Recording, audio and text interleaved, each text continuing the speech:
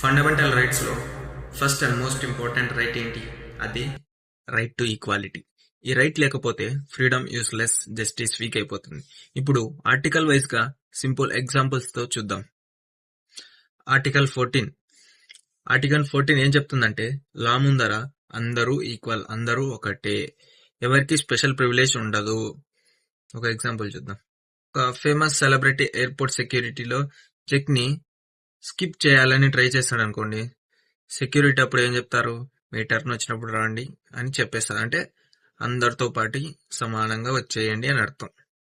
ఇది డిస్రెస్పెక్ట్ ఏం కాదు, ఇది ఆర్టికల్ 14ని ఫాలో అయినట్లు.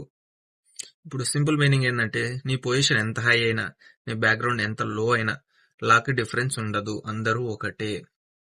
ఫేమ్, మనీ, పవర్ లా పైన కాదు. ఇప్పుడు ఆర్టికల్ 15 ఏం చెప్తుందంటే, religion, caste, sex, place of birth base చేసి డిస్క్రిమినేషన్ చేయకూడదు.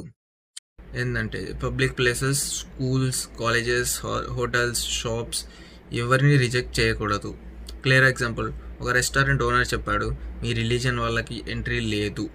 ఇది ఇల్లీగల్, ఎందుకంటే ఆర్టికల్ 15 ప్రకారం డిస్క్రిమినేషన్ని బ్యాన్ చేస్తుంది. ఇప్పుడు నెక్స్ట్ ఆర్టికల్ 16 ఈక్వల్ ఆపర్చునిటీని గవర్నమెంట్ జాబ్స్కి ప్రొవైడ్ చేస్తుంది, అందరికీ, ప్రతి ఒక్కరికి. వాట్ ఆర్టికల్ 16 సేస్ అంటే, గవర్నమెంట్ జాబ్స్లో అందరికీ ఈక్వల్ ఆపర్చునిటీ ఉండాలి. సింపుల్ మీనింగ్స్ ఏంటంటే, జాబ్ సెలెక్షన్ మెరిట్ మీద ఉండాలి, ఐడెంటిఫై మీద కాదు. ఒక గవర్నమెంట్ ఇంటర్వ్యూలో క్యాండిడేట్ని అడిగారు, మీ క్యాస్ట్ ఏంటి? ఇది రాంగ్ క్వశ్చన్. ఆర్టికల్ 16 ప్రకారం క్యాస్ట్ ఆర్ రిలీజియన్ డాబ్ డెసిషన్లో రోల్ ఉండకూడదు.